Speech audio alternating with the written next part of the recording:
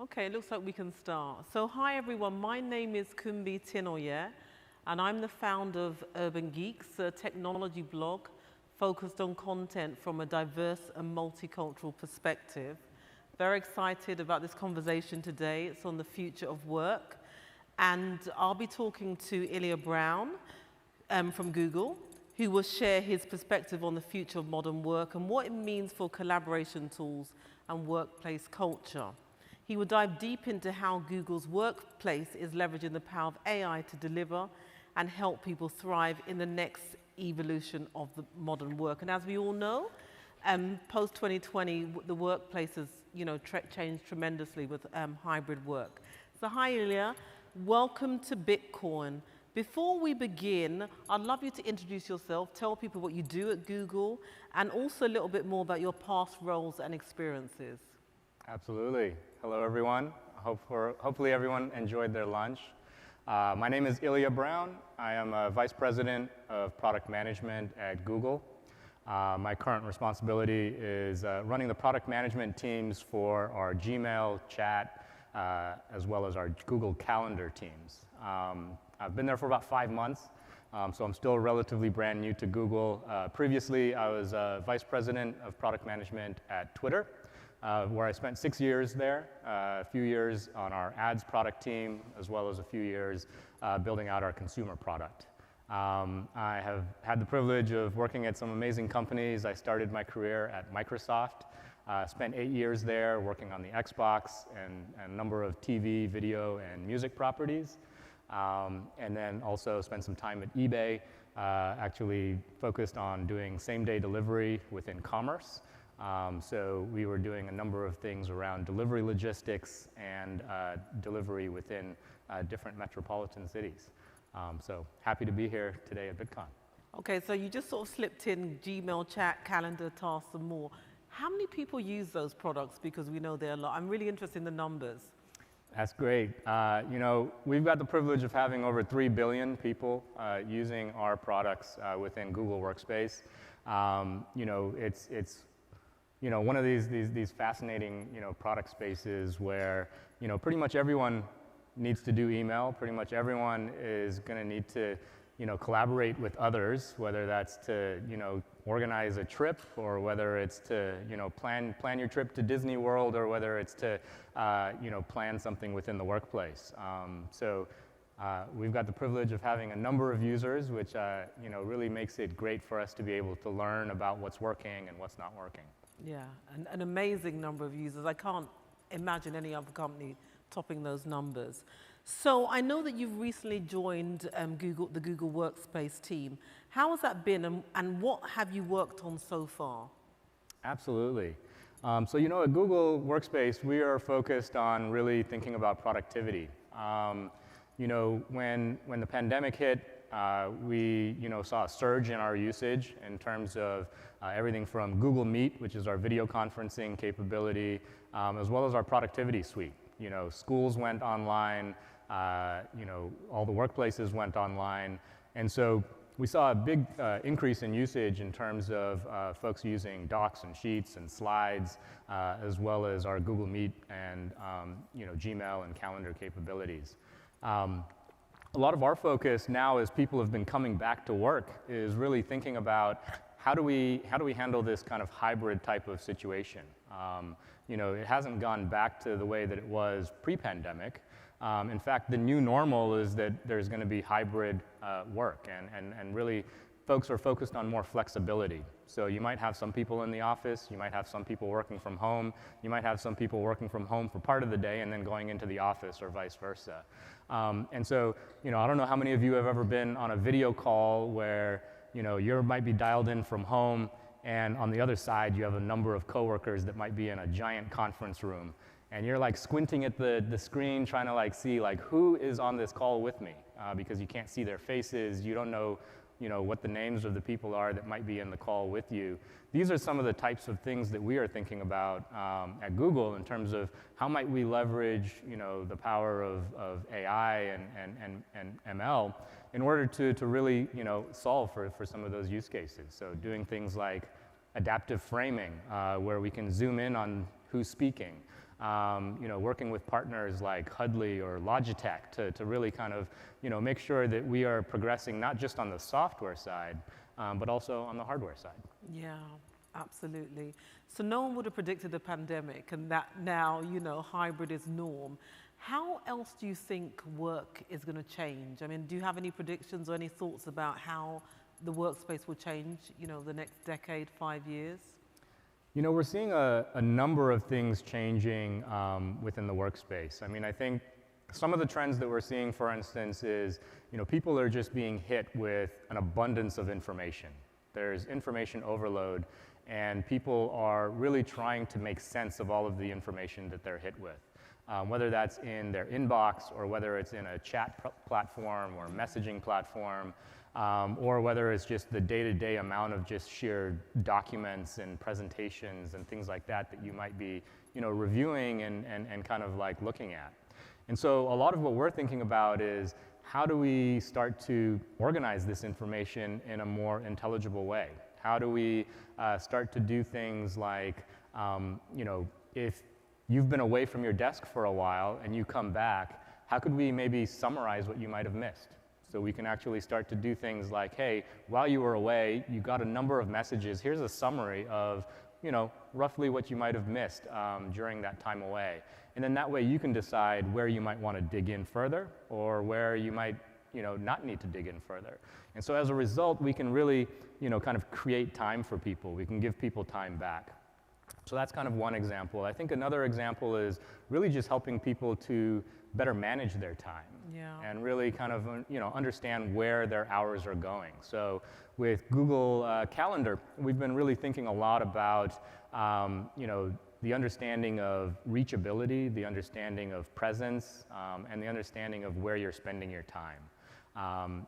So that way we can start to give you insights, let you know that, did you realize you spent 3 hours commuting today only to sit in one office basically on video calls all day?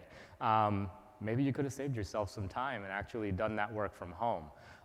Or, did you realize that you spent, 2 hours today just reading email? Maybe there's something that we could do to maybe, kind of streamline that process for you so that you don't have to spend as much time on email. Or maybe we could help you time box it so that you don't have to spend as much time. Or, could we give people insights about the fact that, they've got a bunch of things in their task list that, haven't been done yet? Do you want us to carve out some time for you tomorrow so that you can actually go and do those tasks? It's being able to carve out blocks of time where people can reduce the amount of task switching that they might be doing in order to be more productive, and as a result, get more done. Those are some of the types of things that we're thinking about. We think that the amount of information that you're going to have to deal with on a day-to-day basis is only going to continue to increase, but the number of hours in the day stay the same. Yeah. So we have to find ways to really help people to be more productive. Yeah, absolutely, because when you think about it now, everyone is glued to their laptop and just spend an infinite number of hours looking through your emails, sending emails. So obviously productivity is huge. And then, as you say, collaboration, and particularly now in this hybrid space where you're liaising with someone in, different time zone. Absolutely. So yeah. And the interesting thing, Kunbi, is that a lot of times when we think about productivity software, we think about what we call the knowledge workers. The people that are sitting in an office in front of a computer that might be working in a document or on a presentation or something like that. But what we're seeing is that it's actually extending to many other types of workplaces as well. So if you think about the frontline worker, the person that might be a nurse on the floor, or you think about a factory worker, or you think about the barista at Starbucks. All of these folks are also now connected, right? Because they've got their mobile devices in their pockets. So everything from how we think about scheduling, how we think about making sure that people can swap schedules if they need to, and everything that we think about in terms of how we actually make sure that we are disseminating information to all of these workers, and helping them to actually also have a voice within the workplace is really important. So, it's not just on the laptops and on the desktops, but also thinking about, from a mobile perspective, how do we start to improve the working conditions for folks? Yeah, and let's talk about, I know Google are sort of diving deep into AI. Do you think AI can help solve the challenges of hybrid work? Absolutely. I think that, we believe that AI is really one of those technologies that, as it continues to evolve, is really going to continue to be kind of that magic. It's that assistant in your pocket, if you will, that can really help you move things forward. I'll give you some examples. I mean, I think that dating back even 20 years ago, we were thinking a lot about how we might use AI to improve productivity. So one of the best examples would be thinking about how we might detect and kind of prevent things like spam and phishing and malware in your inbox. So when Gmail started back in the early 2000s, that was one of the first things that we brought to market, was the ability to leverage AI and machine learning to really kind of streamline your inbox experience so that we could reduce the amount of spam. If you fast forward to today, we block 99.9% of spam before it ever even hits your inbox. And so a lot of when we think about AI, it's not necessarily what you see. A lot of times it's what you don't see. Yeah. And I think that's some of the beauty of when we do AI right, it should help you to be more productive. It should help you to move things forward. So some other examples would be things like, in our Google Meet software, which is our video conferencing software, we can do things like adaptive framing. So we'll automatically zoom the camera in around your face. We'll detect where the people are within the camera so that we can make sure that you are framed and people are going to be able to see you. And we'll do that automatically. You don't have to fidget with your mouse or your keyboard to try to figure out how to zoom in or anything like that. It's something that will happen automatically. Or the ability to have a virtual background. I mean, how many of you are, working from your dining room table or in your living room couch, either because that's where you want to be or because you just don't have like a dedicated office space when you are working from home. So how can we make sure that, you can still be on camera, but you can block out some of what's behind you? Or how do we make sure that we do things like noise canceling? So things like, the dog barking in the background or the construction noise happening outside or your kids running around in the background, we can actually detect a lot of that stuff and cancel it out so that the other people on the call actually don't even hear it. And we just do all of that automatically for you, kind of just behind the scenes. And then things that you might see kind of more actively would be things like, as you're writing a document or you're writing an email, being able to do things like what we call smart compose. So the ability to kind of predict what we think you're about to say, and we can make it so that you can actually just say it more quickly. You just hit the tab and it completes it, and you can actually start completing entire sentences much more quickly. And really going beyond just, the spell check that I had when I was growing up, but, really more of doing things like grammar suggestions. You said it this way, but did you really mean something else? Or maybe here's a more effective way for you to communicate or convey this thought. And so all of those are examples of AI in ways that are somewhat subtle, but ultimately, help you to be more productive or to get things done. Yeah. Might be going off track here in this next question. Obviously, back in the day, we'd have face-to-face meetings, and now we're in this hybrid workspace. So I see video conferencing as being really the next big thing, or, so we're already here now, but just more and more video conferencing.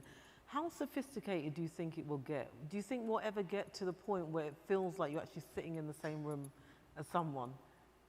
I wouldn't put anything past technology. I mean, I think that you put a number of smart people, like the people in this room, together, and I'm confident that we can come up with some pretty cool stuff. I think that already, you're seeing stuff from folks like, Facebook that are, kind of playing around with this concept of like the metaverse and things like that. I think that, some of what we're thinking about with Google Meet is, how do we kind of create some of these immersive types of experiences without necessarily requiring, you to put on a headset or anything like that. I think, I think part of what we need to figure out is, how do we make it feel natural, and how do we make it feel like it's something that you could do for hours on end on a daily basis. Yeah. But I do think that it's going to become much more immersive. I think that we're going to start doing things like, being able to, in a conference room full of 15 people, be able to zoom in on who's actually doing the speaking, be able to identify who's doing the speaking and actually have their name show up. I think that we're going to be able to, do a lot more in terms of being able to do more collaboration together. So I mean, I think that, if you think about, what are some of the advantages of getting together in person, it's the ability to, jump in front of a whiteboard together and actually start writing some stuff out and brainstorm and really kind of ideate and innovate together. And so I think a lot of what we're going to need to be thinking about is how do we translate some of those capabilities into this virtual space, right? And while we've seen things like Jamboards, which are definitely kind of showing up in the workplace, where you can have these digital whiteboards essentially that you can write on, that's not going to be the sustainable thing for kind of just the everyday person to have in their own home. So how do we start to think about the types of things that we can bring into people's homes to actually start to do some of this types of brainstorming and ideating together? Because the one thing that I believe is not going to change is that at the end of the day, it's going to be people that are going to have to collaborate together in order to get stuff done. And so at the end of the day, it's like, how do we start to create these human connections and really continue to cultivate those human connections? I don't think we'll ever replace meeting face to face. I mean, I think that while we are live streaming this and having people joining virtually, I mean, I think there's something to be said to being able to over lunch, have a conversation with somebody about just an ad hoc topic. And so I think that that's why I think of it as a hybrid situation, because I think we need to be able to do both. And so the question is, how can we use the technology to almost accelerate or extend the ability for co-creation and collaboration? Definitely hybrid. So with your wealth of experience, you've got a ton of amazing experience. What advice would you give other product leaders? Absolutely. So I think advice that I would give other product leaders, I mean, I think it's really important to really center around who your users are, who's going to be using the product that you're going to be building. I think that when you center around the users, when you create products that people fall in love with, that people love, when you create these delightful and magical experiences, everything else will fall into place. You'll always be able to find ways to monetize it, to create a business model around it, and to continue to progress things kind of further. But it really needs to start with people need to love it. And so really centering around understanding who your users are, what their pain points are, and then being able to then translate that into product requirements at the end of the day, I think is some of the most important pieces. So you got to continue to think about the people. So at Google, for instance, we think about people first. We don't think about what's good for Google. We think about what's good for the people who are going to be using the product. If it's good for them, it'll be good for us at the end of the day. And so far, that's paid off pretty well for us. Yeah. So how can you test that? I mean, in terms of you're saying, the user experience is probably it's the most important element of any product. I mean, how can product leaders or, companies, individuals actually test that? What are some strategies they can put in place? Absolutely. So I think testing is extremely important. I mean, I think that there's a few different ways that we think about it. First and foremost, it's through instrumentation of the product. So you can actually instrument the entirety of your product, and that's one of the beautiful things about technology, is that you can really try to understand, what are people using in your product? How are people using your product? What are some of the different use cases that they might be using it for? And all of that data gives you further insights into how you might improve it going forward. I think that the other types of things that you can do are things like usability testing. So this is where you might be familiar with things like focus groups, where you actually put your product in front of people. You can even do this at the early stages when it's like a paper prototype. where you could sketch something out and just kind of put it in front of people and get their reactions. Like, what do they like about it? What do they not like about it? What are some of the things that starts to come to mind for them as how they might use this product?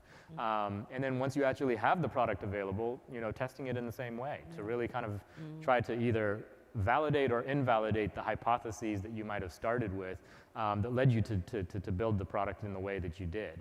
And then I think that, nothing beats, just literally talking to your customers. That's right. And so anytime you can, get out and actually have a conversation with your customers, have a conversation with your users in terms of what's working for them, what's not working for them, and then the more that you can observe them actually using the product, because sometimes they don't even realize that something might be a pain point for them, or they don't even realize that they were maybe doing a particular workflow in a particular way. And so, as the technologists, sometimes we can actually observe and we can see that, oh, actually that is way more complicated than we might have thought it would have been. So let's go fix that. And so those are some of the ways that we think about in terms of testing. I think it's also important to just be clear on how you're going to measure success. What is your success criteria? You need to set that up ahead of time so that you don't end up with this situation of what we call moving goalposts. So you don't want to be trying to retrofitting, retroactively trying to fit your success criteria to a product. Instead, what you want to be able to do is say, before we even build anything, this is kind of what we're trying to accomplish. This is how we're going to measure success, so that now, once you've built it, you test it specifically against those capabilities. And then you have to be very rigorous about making sure that if it doesn't meet that criteria, that you pull it back, that you pivot, that you adjust it before you actually fully take it out to market. Okay, thank you. And this kind of leads on from that question. So how can developers best leverage AI and machine learning to make sure their products are actually helpful? Absolutely. So I think when thinking about AI, I think that the way that I like to think about it and the way that we think about it at Google is that it should be assistive in nature. It should be the thing that helps you accomplish whatever you were already trying to do, right? So if you think about, AI in cars, it's doing things like helping you to stay safe. It's helping you to understand what might be around you. It's helping you to understand, when you might be veering out of your lane. And so, those are examples of how AI can start to help. I think in the productivity space, I think that a lot of what we're thinking about is, how are we helping people to regain time and to, improve productivity. And I think that whatever space you're in, whether it's gaming, whether it's in fintech, or whether it's in hospitality, I think that you can think about, are there ways that we could squeeze additional efficiency out of whatever it is that we're trying to accomplish? And how might we use something like artificial intelligence or machine learning to be able to squeeze that additional productivity or that additional efficiency out of the system?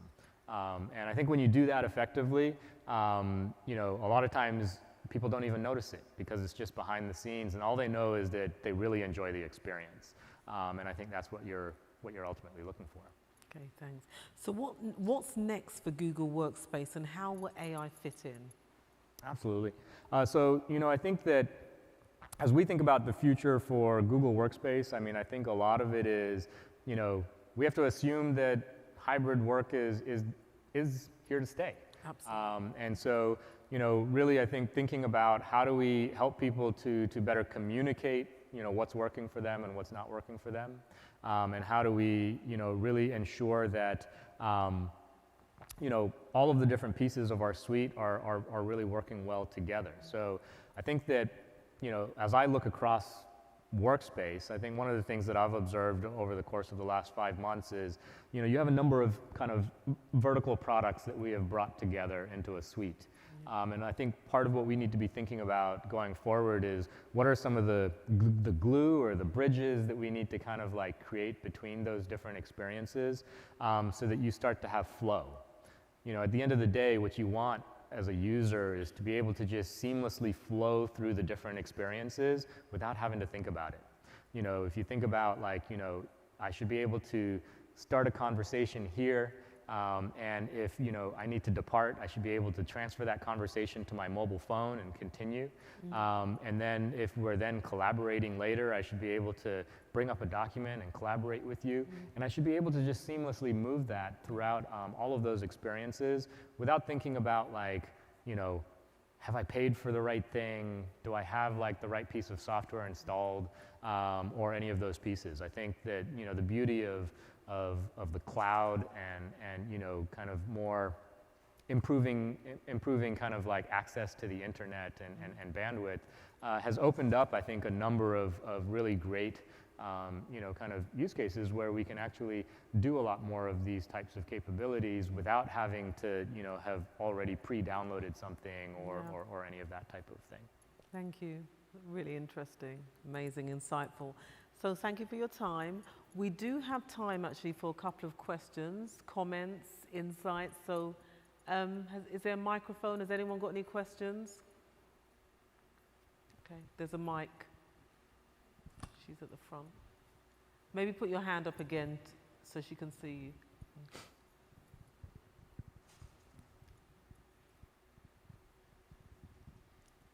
Thank you so much for your talk. It was really exciting. I'm in UX research, so when you're talking about like usability testing and ways to measure users and being user-centric, I was like, yes. So my question is, where do you see AI and Google fitting in the conversation of work-life balance? I think we focus a lot on productivity and hybrid and work-from-home life, but more and more I see myself and my colleagues really yearning for this like maybe elusive, maybe idealistic, work-life balance. And, has Google been thinking of that? And like, what are kind of your thoughts around that medium? Absolutely. Thank you for the question. I think that, work-life balance is critical in terms of how we need to think about the future of, the workplace and people in the workplace. Some of the things that we've been thinking about within, our work around the calendar is actually helping people to kind of communicate the type of balance that they want to have. So you can start to do things like setting your work hours. You can do things like setting your work location.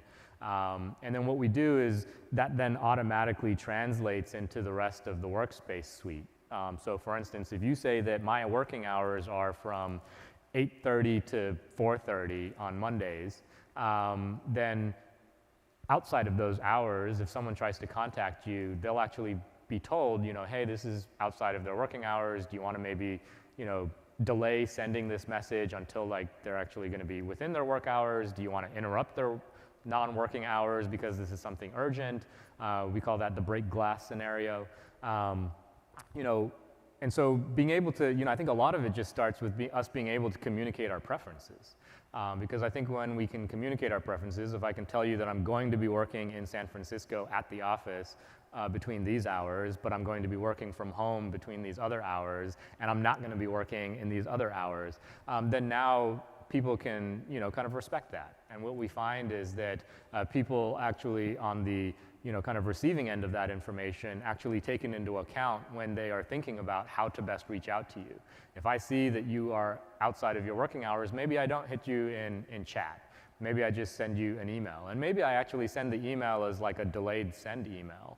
And in the future, what we would really like to be able to do is, how do we make it so that the person doesn't even need to think about it? They shouldn't have to think about, am I going to send it through chat or email or delayed email? Because maybe through your preferences, you've actually communicated that the way that you want to be communicated with outside of your working hours is only through chat, but only from this group of people.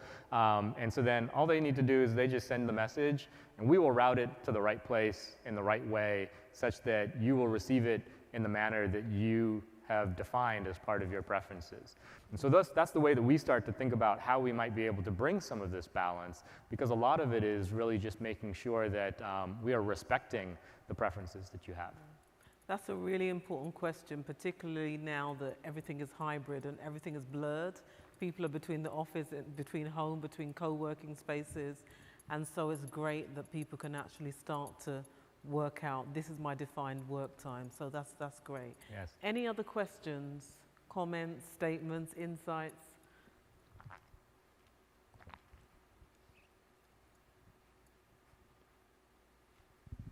Thank you. So you mentioned that you guys currently have 3 billion users, right, in the Google Workspace area. So with that, it sounds like to me you guys have the direct-to-consumer piece figured out, right?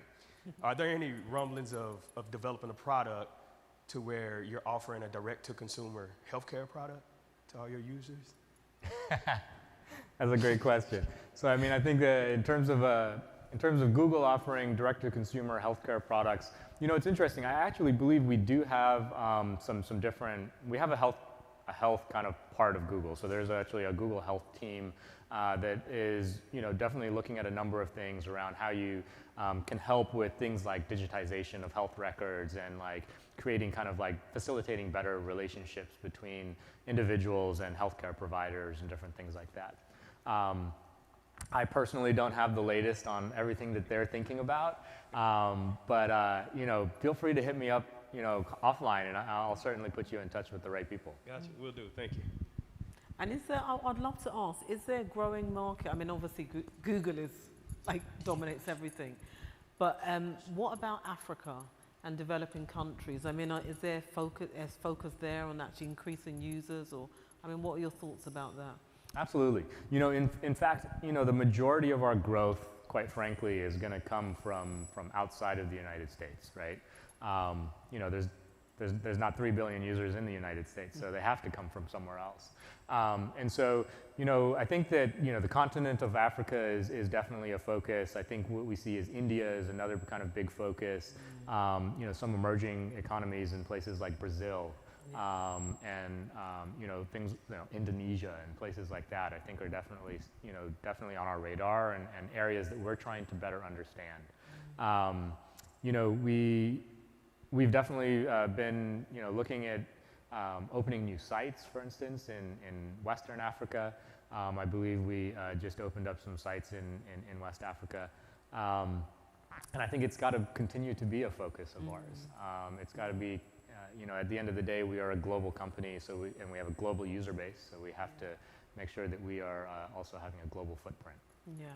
We've got time for one, possibly two more questions, but anyone else got a question? Hi, so I'm Jasmine Arbuthnot, and sorry for the mic noises earlier. I couldn't figure out where to put it while you were talking to not make noise. So my question for you is, do you have a personal opinion, or does Google have an opinion about how this hybrid work environment, or I'm so sorry. You're fine, go ahead. But like the extension, right, of the hours that we're putting in, how that's gonna like directly impact Black people. Like, we're so well known for working twice as hard and doing so much to be seen, and now we're like increasing the availability to ourselves and expected to be so much more flexible, right? So like, do you have a personal opinion, or is Google thinking about like how that impacts different cultures? And I mean, obviously I'm at BITCON, so how it impacts Black people? Yeah, so I'll give you my personal opinion. You know, I think that one of the things that I really like about the hybrid kind of approach to work is that I think that to a certain extent it starts to level some of the playing field because it actually creates more flexibility. So for instance, you know, I usually spend, you know, 2 to 3 days a week actually in the office, and then the remainder of the time I will spend at home. And the reason for that is actually because then I can help with, you know, getting my kids to school or getting them to different events or different things like that. So it's actually created flexibility for me, right? And so if you imagine that, you know, previously for me, you know, going into the office, I could always hire people that could help me with those types of things because I'm privileged enough to be able to do that. But there's a number of people who don't have that privilege. And so this flexibility actually opens up, you know, this flexibility opens up the doors for those types of individuals to be able to manage their lifestyles and their kind of like personal and work boundaries, I think in a more meaningful way. I think that, you know, if I think about some of the types of things that we do, for instance, you know, things like having virtual backgrounds, if we can make it so that, you know, it's just normal for people to have virtual backgrounds, then no one's going to think about the fact that, like, you know, hey, you know, Ilya's using a virtual background today, it must mean that he's got something going on in the background, right?